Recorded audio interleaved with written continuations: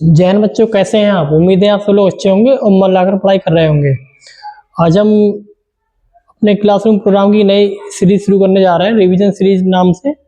इसे crash course भी कह सकते हैं। जिस बच्चे ने अभी तो कुछ नहीं पढ़ा होगा या कुछ ऐसे इंतजार कर रहे होंगे कि जल्दी से कुछ ऐसा मिल जाए कि बोर्ड एग्जाम के लिए महत्वपूर्ण हो, बस कम पढ़ना पड़े और बोर्ड एग्जाम में अच्छे नंबर आ जाए, उनके लिए सीरीज ज़्यादा फायदेमंद रहेगी और सभी के लिए फायदेमंद रहेगी, क्योंकि इसमें हम वही क्वेश्चन कराएंगे जो बोर्ड एग्जाम में आने की संभावना है, जो पूर्व में आ चुके हैं।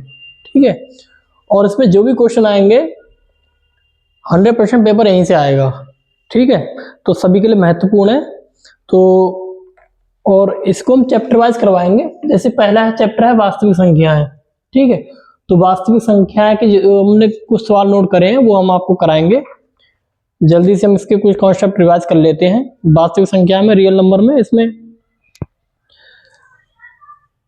प्राकृतिक संख्या को आप जानते होंगे, जिन्हें गणना के प्रयोग में लिया जाता है। अभाज्य संख्या है जो एक या स्वयं से विभाजित होते हैं, अन्य से विभाजित नहीं होते हैं। और इसमें सबसे विशेष बात यह है कि अभाज्य संख्याओं में जो दो है वो ही एकमात्र सम संख्या है जो अभाज्य है। ठीक है, दो ही एकमात्र ऐसी सम संख्या है जो अभाज्य, और सबसे छोटी अभाज्य संख्या भी दो ही होती है। ठीक है, संयुक्त संख्याएं, संयुक्त संख्याएं वे संख्याएं जो अभाज्य ना हो, वे संख्याएं जो अभाज्य ना हो, उन्हें क्या कहेंगे? संयुक्त संख्या कहेंगे। ठीक है, जैसे 4, 6, 8 ऐसे ही जो होंगी वो कहेंगे संयुक्त संख्या होंगी। इसमें लग रहा होगा कि सम संख्या है, तो दो क्यों नहीं ऐड करी? क्योंकि दो अभाज्य संख्या है, इसीलिए हम इसमें ऐड नहीं करी। वे संख्याएं जो अभाज्य ना हो वो संयुक्त संख्या कहलाएंगी, और 4 सबसे छोटी संयुक्त संख्या होती है। ठीक है, नेक्स्ट है सह अभाज्य संख्याएं। वे दो संख्याएं जिनका HCF 1 हो। 5, 6, 7, 8 ऐसी इनका HCF क्या है? HCF 1 है। वे संख्याएं जिनका HCF 1 है, वे दो संख्या जिनका HCF 1 है, क्या कहलाएंगी? सह अभाज्य संख्याएं। ठीक है, और युगल अभाज्य संख्याएं, वे दो अभाज्य संख्याएं जिनमें अंतर 2 हो, वे दो अभाज्य संख्याएं। इसमें विशेष बात की अभाज्य जरूर होनी चाहिए। अभाज्य संख्या कौन सी? 2 भी अभाज्य संख्या और 3 भी अभाज्य संख्या है। लेकिन क्या ये युगल अभाज्य संख्या है? नहीं है, क्योंकि इनके बीच 2 का अंतर नहीं है। तो 2, 5, इनके बीच 3 का अंतर है। 3, 5 ये युगल अभाज्य संख्या बिल्कुल है। वे दो अभाज्य संख्या जिनके बीच 2 का अंतर है। ठीक है, ये क्या है? युगल अभाज्य संख्या है। हम लिखा नहीं रहे हैं आपको, हमने जो पहली हमारी जो क्लास होगी उसमें सब डिटेल से हमने पढ़ाया। 3-4 क्लासें डिटेल से अपने पढ़ाएंगे। अगर डिटेल से जानना है तो हमारी पहली जो क्लासें हैं वो देखे। ठीक है, जो रेगुलर जो बैच चला रहे हैं ना, उसमें हम 10th क्लास का, उसमें पहली दूसरी क्लास में है सारी चीजें, वो देखें। बस आपको रिमाइंड करा रहे हैं थोड़ा सा। पूर्णांक संख्या है, प्राकृतिक संख्याओं में बस 0 सम्मिलित कर दो। 1, 2, 3 ऐसी ही प्राकृतिक संख्याओं में 0 को सम्मिलित कर दोगे, पूर्णांक संख्या आ जाएंगी। इनके समुच्चय को W से व्यक्त करते हैं। ठीक है, अब पूर्ण संख्याएं, ये क्या है? पूर्ण संख्या है। पूर्णांक निकल गया, पूर्ण संख्या है। ठीक है, ये पूर्ण संख्या है W, जिसमें 0 सम्मिलित कर दोगे प्राकृतिक संख्या में, पूर्ण संख्या आ जाएंगी। पूर्णांक संख्या कौन सी होती है? जिसे I या Z से व्यक्त करते हैं, जो माइनस इन्फिनाइट से प्लस इन्फिनाइट के बीच में जितनी भी संख्या होंगी सभी होंगी। जैसे -1, -4, -3, -2, 1, -1, 0, 1, 2, 3 क्या है? सारी पूर्णांक संख्या है। इनमें धन पूर्णांक ये वाले, ऋण पूर्णांक ये वाले, और ऋणात्मक पूर्णांक इतने। ठीक है, तो डिटेल से हमने यहाँ पढ़ाया, उसमें आप देखना।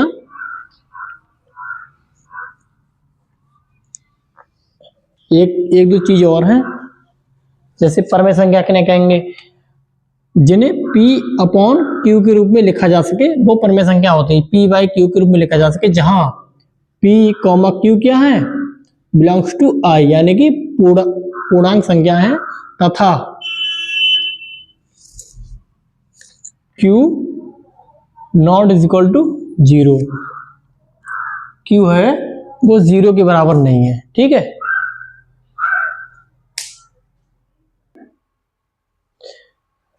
ठीक है। वे संख्या जिन्हें P बाई Q के रूप में लिखा जा सके, जहां P और Q बिलोंग्स टू I, यानी कि पूर्णांक संख्या है, और Q not equal to 0, Q 0 के बराबर नहीं है। वो क्या है, परमेय संख्या है। और अपरमेय संख्या कौन सी होंगी, वे संख्या है जिन्हें P बाई Q के रूप में ना लिखा,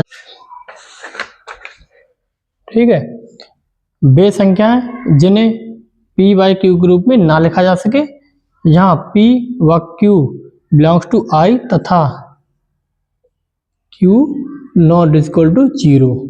ठीक है, वे अपरमेय संख्या कहलाएंगी। वास्तविक संख्या कौन सी होती, समस्त परमेय एवं अपरमेय संख्याओं को वास्तविक संख्या कहते हैं। समस्त परमेय एवं अपरमेय संख्याओं की समुच्चय को क्या कहते हैं, वास्तविक संख्या कहते हैं। ठीक है, अब हम इसके एक चीज और है, अगर कोई संख्या परमेय, कोई संख्या A व B है, ये परमेय संख्या है, ये अपरमेय संख्या है, जो B है वो अपरमेय संख्या है। इसको अपरमेय संख्याओं को इससे भी व्यक्त करते हैं और इससे भी व्यक्त करते हैं। ठीक है, तो परमेय अपरमेय संख्या है, इनका जोड़ व घटाया सदैव अपरमेय संख्या ही होगा। ठीक है, ये याद रखने वाली चीज, सदैव अपरमेय संख्या ही होगा।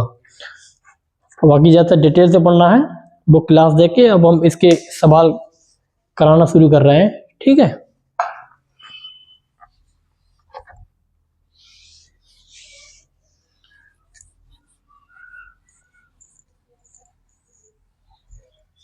पहला सवाल है इसमें, क्वेश्चन नंबर पहला है इसमें, संख्या 156 के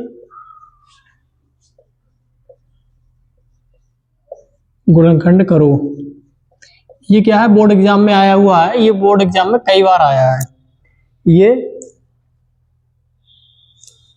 2022, 23 व 24 इतनी बार ये बोर्ड एग्जाम में आया हुआ क्वेश्चन है। ठीक है, इसके गुणनखंड हम कैसे करेंगे, इसके गुणनखंड करने के लिए हम क्या करेंगे,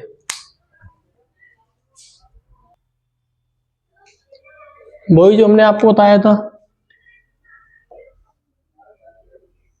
सबसे छोटी संख्या से डिवाइड करना शुरू करते हैं, 2 से करेंगे हम। ठीक है, 2 सत्ते 14, 1 बचा, 2 अट्ठे 16, फिर 2 से करेंगे हम, 2 तियां 6, 2 नेम 18।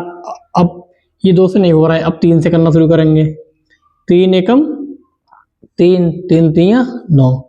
क्या ये 3 से होंगे, बिल्कुल नहीं होंगे, किसी भी से नहीं होंगे, 13 से ही होंगे ये। तो इसके गुणनखंड क्या होंगे, इसका गुणनखंड ही तो पूछ रहा। हाँ, तो इसके गुणनखंड होंगे 156 के 2 गुणा 2 गुणा 3 गुणा 13, ये गुणनखंड होगा, ये आंसर है।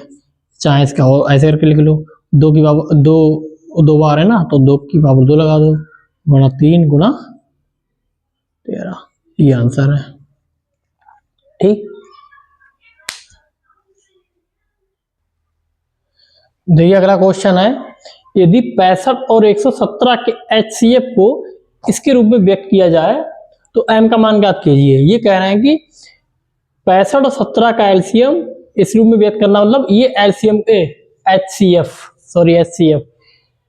65 और 117 का जो HCF है वो इसके बराबर है। ठीक है, कहने का मतलब ये, तो m का मान ज्ञात करो। अब 65 117 का HCF निकाल लेंगे। ठीक है,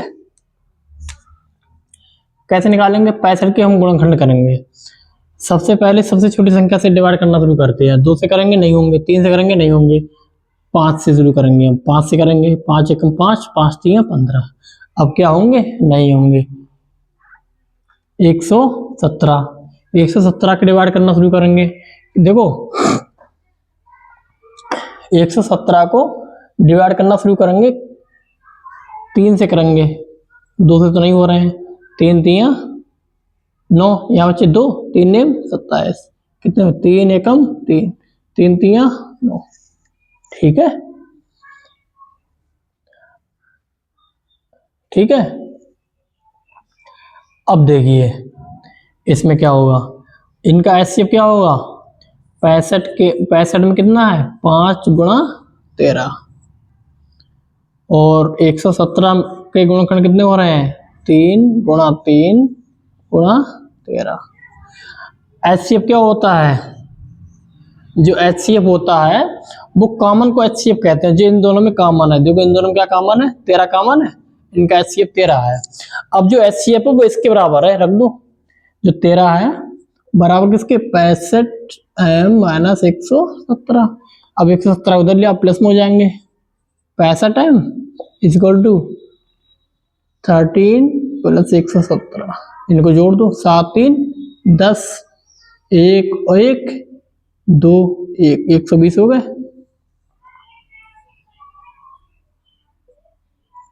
ठीक है,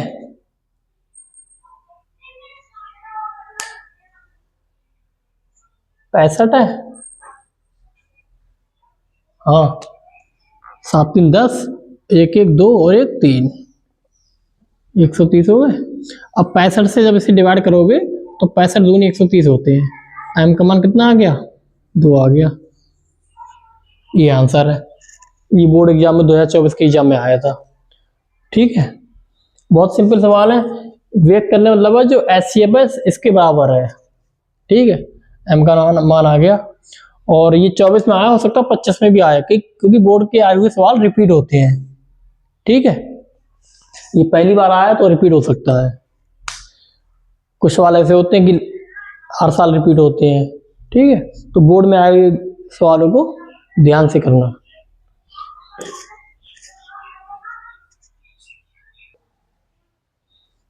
अगला सवाल है, ए इस रूप में लिखा है, बी इस रूप में लिखा है। ठीक है, तो ए और बी के एचसीएफ याद करना है। देखो हम यहीं पे लिखे रहने देंगे, नीचे नहीं लिखे, आप अलग से नीचे लिखेंगे, ए और बी को दोनों को लिखेंगे। एक बार लिख लेते हैं, चलो ए को 2 की पावर 2, तो इसको 2 बार लिख लो।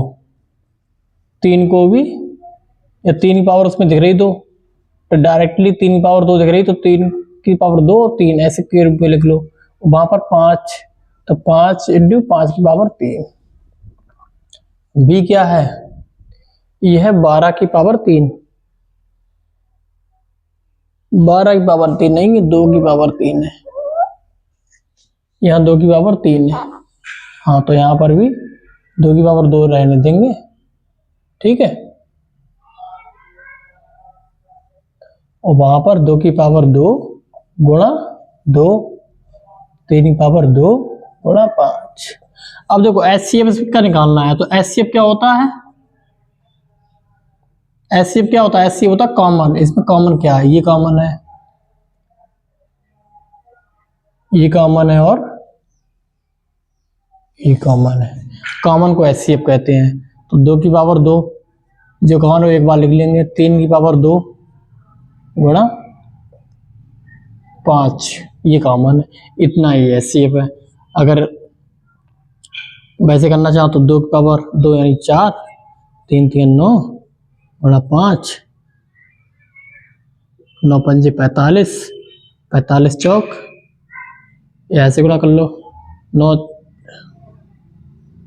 9 चौक 36 गुणा 5, 5 चौक 30, 5 3 15, 15 और 3 18, 180।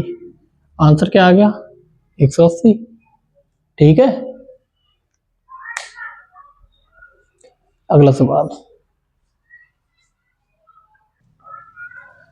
देखिए। अगला सवाल है, लासा 132 और 288 का लासा इतना है, मासा 132 और 288 को याद करना है। कैसे याद करेंगे, देखिए ये क्या है, पहली संख्या। ठीक है,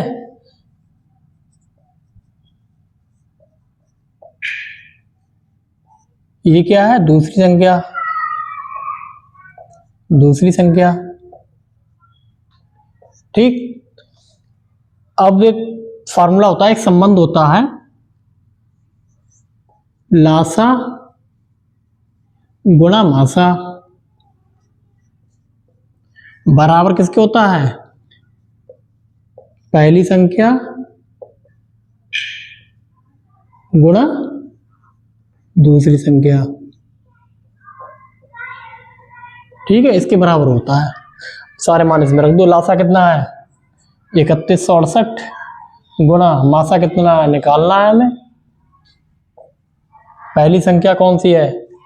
132, इसी का तो मासा निकालना है इन दोनों का। और 288 दूसरी संख्या है 288। अब मासा इजकल टू 132 गुणा 288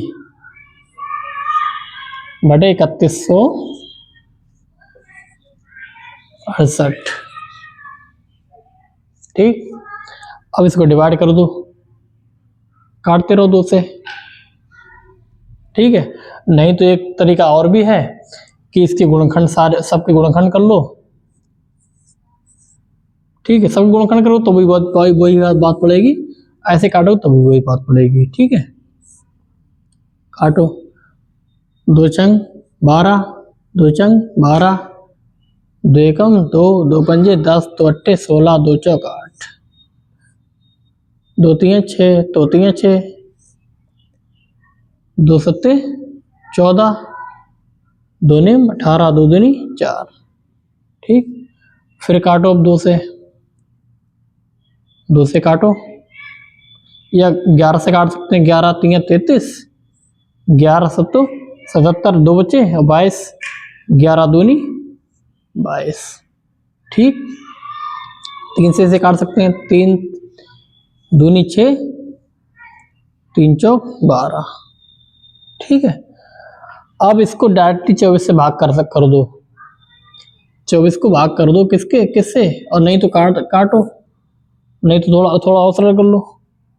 2 एकम 2, 2 दूनी 4, 2 एकम 2, 2 चौक 8, 2 चौक 8। ठीक है, 2 छंग 12, 2 से 14, 2 दूनी 4। ठीक, 6 एकम 6, 6 दूनी 12। आंसर कितना आ गया इसका? मासा कितना आ गया? बस काट दे रहो, इसमें कैलकुलेशन ही तो है, आंसर 12 आ गया। ठीक है, मासा इसका कितना आ गया? 12 आ गया, आंसर 12 है। ठीक है, बस इसमें कैलकुलेशन ही थोड़ी, काटते रहो, बाकी आंसर मतलब सवाल सरल है। और 2 बार बोर्ड में आया हुआ है, 2022 में और 2022-24 में बोर्ड में आया हुआ है। ठीक है, अगला सवाल देखिए, अगला सवाल है 5 और 6। 5वां सवाल जो है कह रहा है संख्या 144 के अभाज्य गुणनखंडों में अभाज्य गुणनखंडों की घातों का योग निकालना है। देखो 144 के गुणनखंड करने हैं, सीधी सी बात है। गुणनखंड करो, 2 सत्ते 14, 2 दूनी 4, 2 तीन 6, 2 छंग 12, 2 एकम 2, 2 अट्ठे 16, 2 नेम 18, 3 दिया 9। 144 गुणनखंड कितने आ गए? 2 1 2 3 4। देखो 2 4 बार 2 है तो 2 की पावर 4 गुणा 3 2 बार है तो 3 की पावर 2 घात।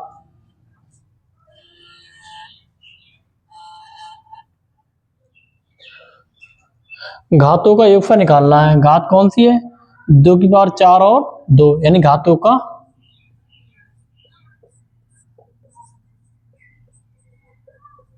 योग कितना आ गया? 4 + 2 6 आ गया।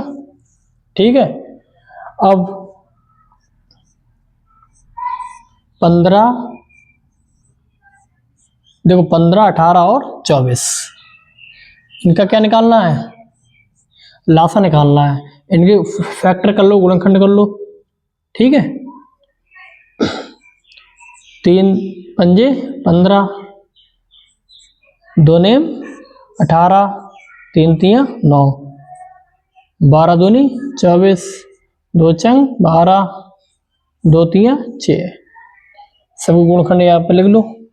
15 के 3 गुणा 5, उसके बाद 18 का 2 गुणा 3 गुणा 3, फिर 24 का 2 गुणा 2 गुणा 3, 1 2 3। ठीक है। अब देखो लासा क्या होता है। मासा हमने क्या बताया था आपको, मासा बताया था जो कॉमन होता है उसको मासा कहते हैं। लेकिन लासा क्या होता है, जो कॉमन और नाकॉमन गुणनफल को। देखो तीनों क्या कॉमन है, तीनों में केवल ये कॉमन है कि तीनों में केवल 3 कॉमन है, तो उसको एक बार लिख लेंगे। बाकी कॉमन लिख लिया। अब जो नाकॉमन उसे भी लिख लेंगे, जो कॉमन नहीं है उसे भी लिख लेंगे। 3, ये 5, यहाँ पर 2, यहाँ पर 3, यहाँ पर 2 और 2 3 बार है ना, 2 की घात 3, 1 2 ये भी है। अब चलिए यहाँ पर कर ले 2 की घात 4 गुणा 3 की घात 2 गुणा 5। ये क्या आ गया, लासा आ गया। इसे वैसे लिख लो, 2 की घात 4 16, 3 3 9 5। ठीक। अब इसे वैसे भी और गुणा कर लो इसमें। ठीक है। 16 नेमा 144। ठीक। और 5 गुणा कर दो और इससे, 5 चौक 20, 5 चौक 20, 20 और 2 22, 5 एकम 5, 5 और 2 7, 720 संख्याओं का मासा लासा। नहीं, इसका कितना है, 2 की घात 3, मतलब 3 तो एक बार लिख लिया, फिर 2 1 2 3 4 और 3 और 3, 2 की घात 3 और 5, 3 3 9, 16, 16 पंजे 80,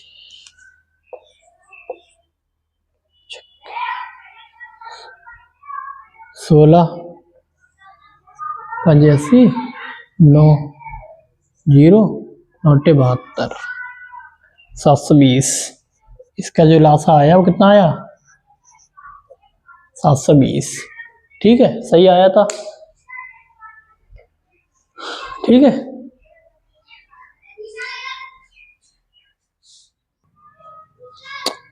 इसमें ध्यान रखने वाली चीजें बस ये हैं, लासा मासा में कॉमन को लासा, कॉमन को मासा कहते हैं, जैसे HCF भी कहते हैं। कॉमन जो होता है वो HCF होता है।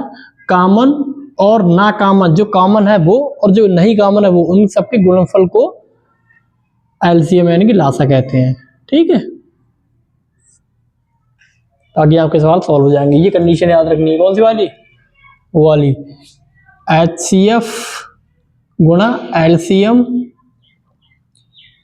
एक संख्या A है दूसरी संख्या B है, तो मासा गुणा लासा इजिकल टू पहली संख्या दूसरी संख्या, HCF गुणा LCM is equal to A and B।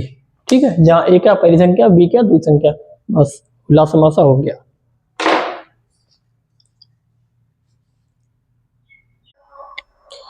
देखिए वाला क्वेश्चन है, सिद्ध करना है कि 5 + √3 एक अपरमेय संख्या है। ये अपरमेय संख्या है, लेकिन इसको प्रूफ करना है। कैसे हम करेंगे, हम इसको पहले क्या करेंगे, इसको परमेय संख्या मान लेंगे।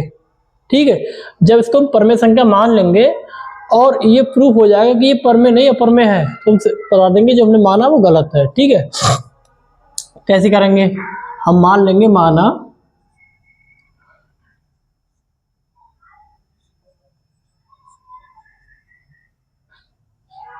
ये 5 + √3 एक परिमेय संख्या है। ठीक है,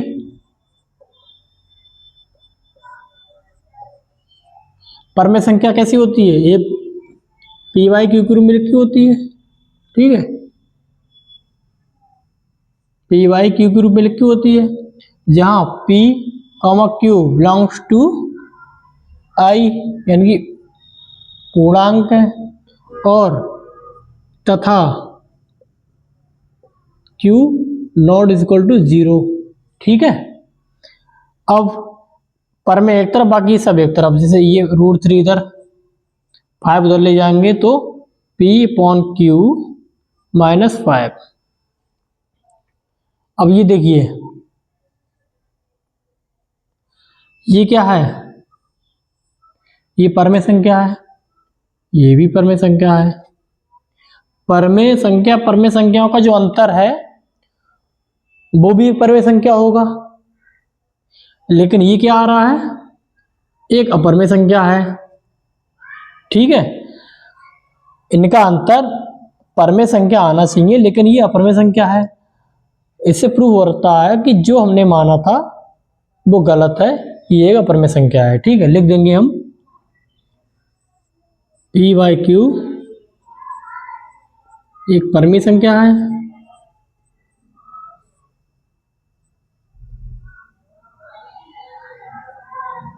पांच भी परमेय संख्या है,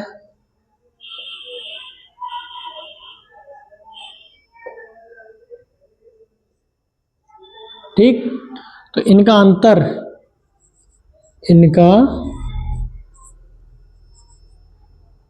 जो अंतर है, अंतर भी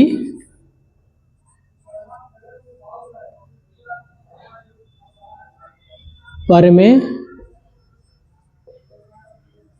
संख्या होगी, लेकिन √3 एक अपरमेय संख्या है। ठीक, ये एक अपरमेय संख्या है, तो इनका अंतर परमेय ना होकर अपरमेय है, इसीलिए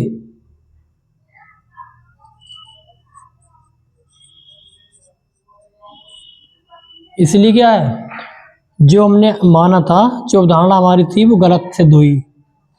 जो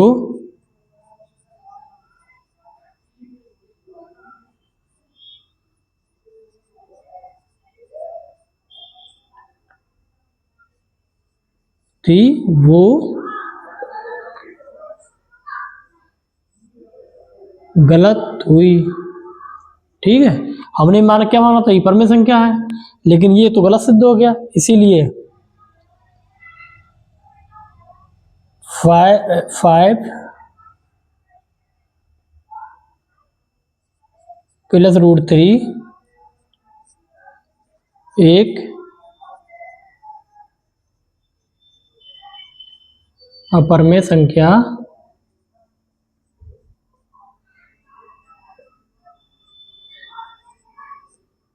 इसीलिए 5 + √3 एक अपरमेय संख्या होगी।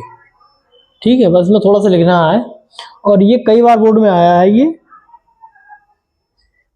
ठीक है, 19, 22 और 23 2019, 22 व 23 में आया है, 25 में 100% चांस है।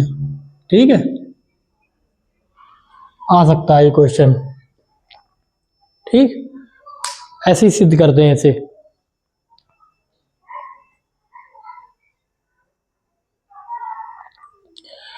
अगला क्वेश्चन है, देखिए हमें प्रूफ करना है कि √2 एक अपरमेय संख्या है। ये बहुत इंपॉर्टेंट क्वेश्चन है, ये कई बार बोर्ड में आया है। 19 और 22 से लगातार आया है, 22 से 24, हो सकता है 25 में भी रिपीट हो। ये इस प्रमेय से सिद्ध होगा। ये प्रमेय होती है, माना एक अभाज्य संख्या है, कोई संख्या होगी, वो एक अभाज्य संख्या है, तो यदि p एक को विभाजित करती, कोई संख्या अगर इसके स्क्वायर को विभाजित कर रही है तो इसको भी विभाजित करेगी। जहां ये क्या है, एक धनात्मक पूर्णांक है, एक धनात्मक पूर्णांक है। ये पर मैं आप याद रखना, इसमें यूज होगी, इसलिए लिख दी, हमने पहले लिखाई नहीं थी। ठीक है, अब हल हम इसको मान लेंगे, माना माना a is equal to a upon b, जहां a कोमा b क्या है,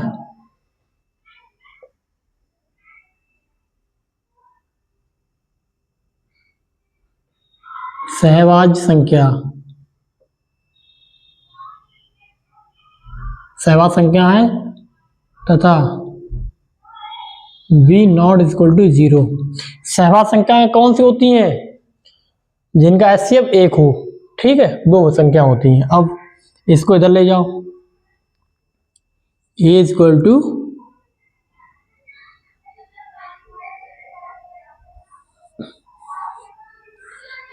या पहले इसका भाग कर दो दोनों तरफ,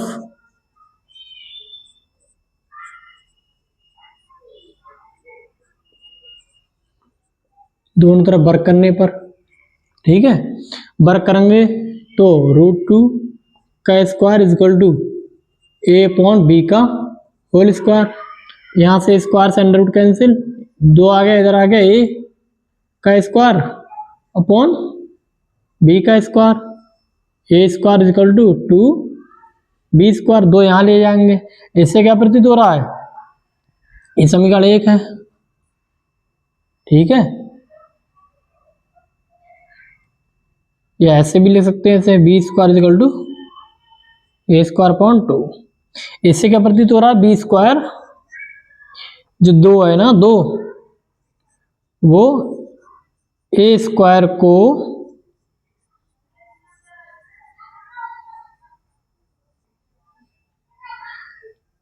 विभाजित करता है। तो जो a है, जो 2 है, वो एक को भी विभाजित करेगा, एक को भी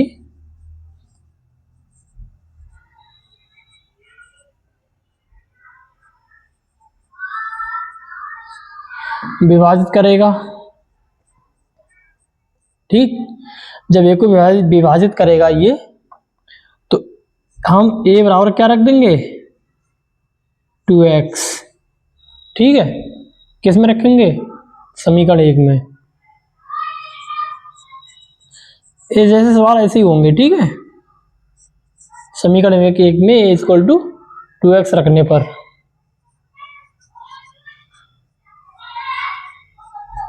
ठीक। अब क्या करेंगे हम, b स्क्वायर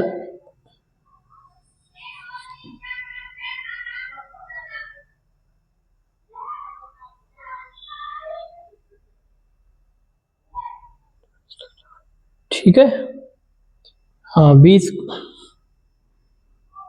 a की जगह पर 2x और 2x का square is equal to 2v square, ये क्या, 2 दूनी 4, x square is equal to 2v square, तो b square is equal to 2x square, 2 दूनी 4 ना। अब इससे क्या प्रतीत हो रहा है, समीकरण 2, x square is equal to v square upon 2। इससे क्या प्रतीत हो रहा है कि 2 v स्क्वायर को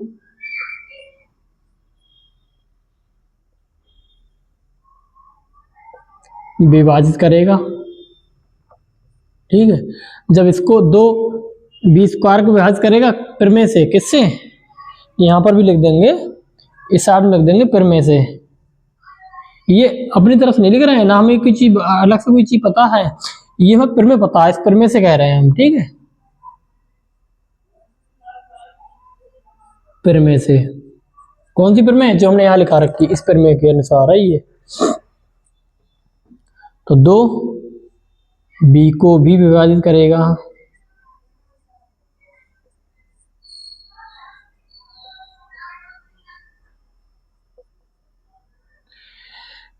ठीक है, ये कैसे, ये भी फिर में से, ठीक। लेकिन 2 है वो b इसको भी विभाजित कर रहा है, 2 a को भी विभाजित कर रहा है। इसका मतलब क्या होता, क्या क्या प्रतीत हो रहा है कि 2 a व बी दोनों का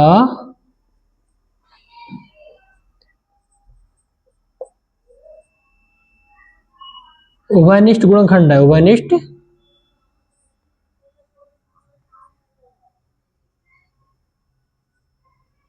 गुणनखंड है।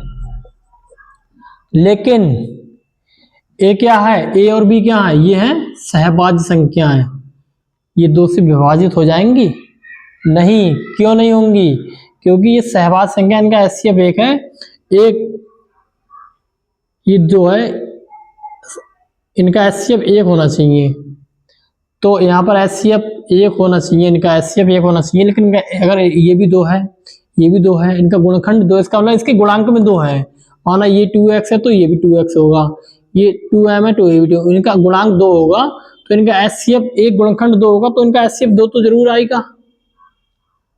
कॉमन कोई तो मासा कहते हैं, दो जरूर आएगा, लेकिन आना चाहिए इसके अनुसार। लेकिन हमने मान रखा है सहवाद संख्या है तो इनका एचसीएफ, सहवाद संख्याओं का एचसीएफ क्या होता है, एक होता है।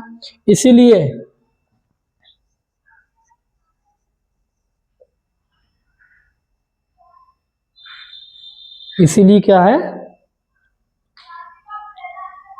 इसीलिए क्या,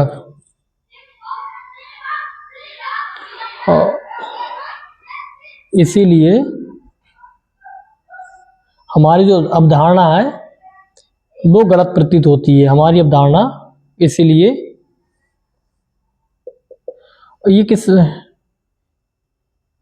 ये चीज जो है ना, हमें कब पता चल रही है, समीकरण एक तथा दो देखने पर पता चल रही है। ठीक, ये जो चीज पता चल रही है वो समीकरण एक व दो से ही तो पता चल रही है कि भाई विभाजित है, ये दो इसका भी कॉमन गुणनखंड है, दो इसका भी कॉमन गुणनखंड है। ठीक है, इसीलिए क्या है हमारी धारणा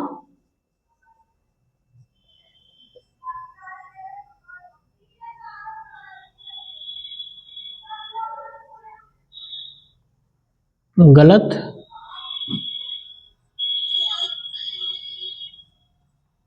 प्रतीत हो रही है, होती है। ठीक है,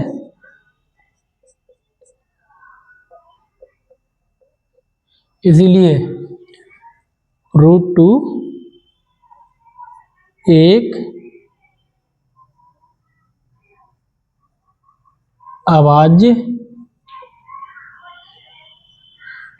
संख्या है। ठीक है, √2 एक अभाज्य संख्या है। ठीक है, प्रतीत क्या गलत हुई, हमारी अवधारणा गलत है, मतलब जो हमने माना है वो गलत है। हमने क्या माना कि ये भी a/b, जहाँ ए भी ये सहवाद संख्या है, लेकिन लेकिन इनका कॉमन गुणनखंड क्या आ रहा है, दो आ रहा है, तो हमारी अवधारणा गलत आ रही है। अगर जो हमने माना है वही आता है यहाँ पर, वही आता है यहाँ पर, तो मान लेते हैं परमेय संख्या है, हमारी अवधारणा गलत है। इसलिए अपरमेय संख्या है, गलत लिख दिया, मुंह से साधन ने परमेय ही बोला होगा। 1 2 1 √2 1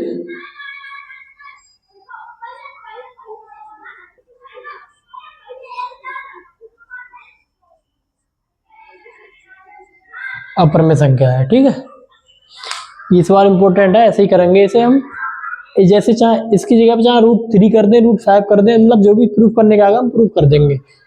तरीका यही है, इसमें ये प्रमेय यूज होती है, इसको याद रखना। ठीक है,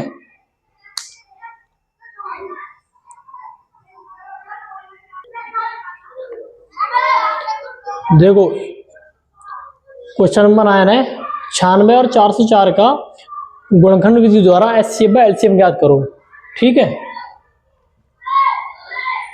ना, इसका एचसीएफ तो क्या है, इस गुणनखंड विधि द्वारा ज्ञात करेंगे।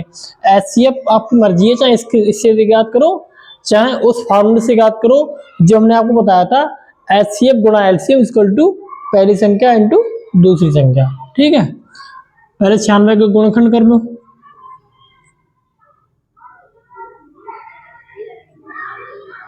दो चौक 8, दो अट्ठे 16, दो दूनी 4, दो चौक 8, दो एकम 2, दो दूनी 4, दो छंग 12, दो तीन 6।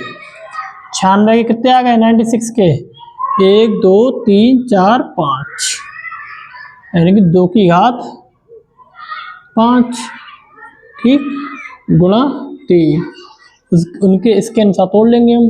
अब 404 का 2 दूनी 4, 0, 2 दूनी 4, 2 एकम 2, 2 एकम 2। अब ये क्या किसी से कट रहे हैं क्या? 3 से काट के देख लो। 3 एकम 3, 3 9, और यहाँ बचा 1, नहीं कटेंगे। 7 एकम 7, नहीं कटेंगे, ये नहीं कट रहे हैं किसी से। इसका मतलब है 404 का कितना आया? 2 की घात 2 गुणा 101।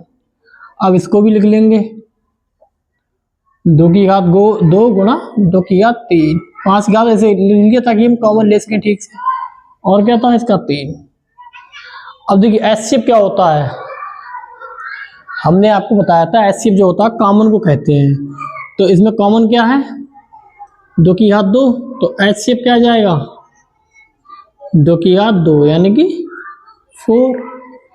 अब एलसीएम ज्ञात करना है। एलसीएम ऐसे भी ज्ञात कर सकते हैं, एचसीएफ गुणा एलसीएम इजिकल टू पहली संख्या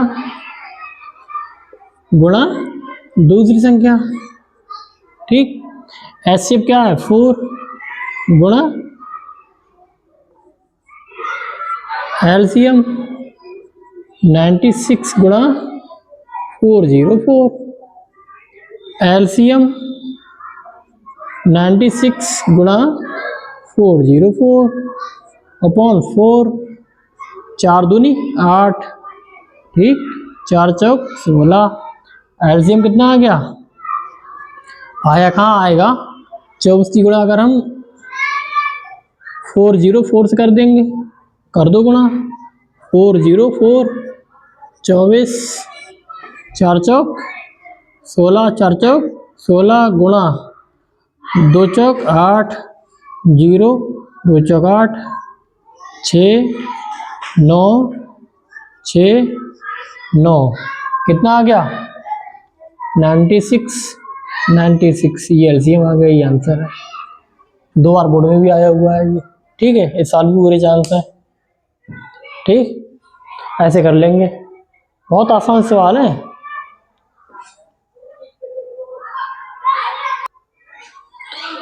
जो अगला क्वेश्चन भी सिद्ध करने वाला है, जल्दी देख लेते हैं। ये 7√5 एक अपरमेय संख्या है। सेम वैसा ही सिद्ध प्रूफ करेंगे जैसा हमने क्वेश्चन नंबर 7 को सिद्ध किया। कैसे? हम इसको मान लेंगे, माना 7√5 एक परमेय संख्या है, ठीक। परमेय संख्या कौन सी होती है?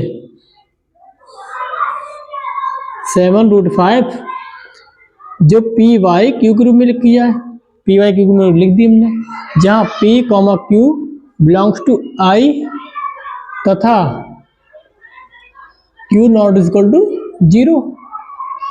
अब देखिए जो परमेय संख्या नीचे उधर ले जाएंगे हम, 7√5, 7 को नीचे ले जाओ, पी वाई क्यू इधर ले गए, अपॉन में 7 आ गया, ऊपर 1 लिख दिया हमने, ठीक है, इसके इनटू में। अब देखिए ये भी एक परमेय संख्या है और ये भी एक परमेय संख्या है, दोनों परमेय संख्या हैं। P अपॉन क्यू तथा 1/7 परमेय संख्या है।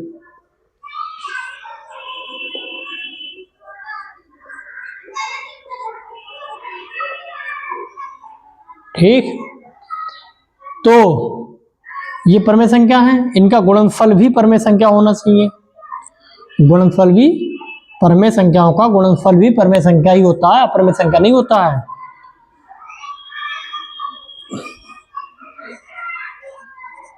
परमेय संख्याओं का गुणनफल भी परमेय संख्या होता है, ये कंडीशन है।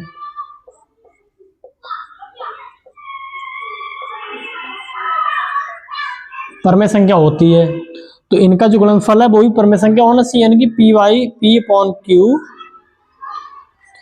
1/7 जो है परमेय संख्या है, इनका गुणनफल होना चाहिए क्या, परमेय संख्या। लेकिन यहाँ पर क्या है, √5 है, लेकिन इनका गुणनफल क्या है, परमेय संख्या होती है, लेकिन यहाँ पर √5 क्या है, एक अपरमेय संख्या है। ठीक है, ये एक अपरमेय संख्या है, इनका गुणनफल परमेय होना चाहिए, लेकिन क्या है, अपरमेय संख्या आ रही है, इसीलिए जो अवधारणा हमने मानी थी वो गलत सिद्ध हुई। हमारी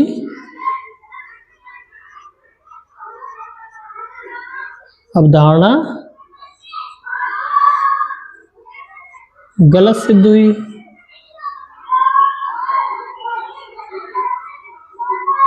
ठीक है, इसीलिए क्या है, ये 7√5 एक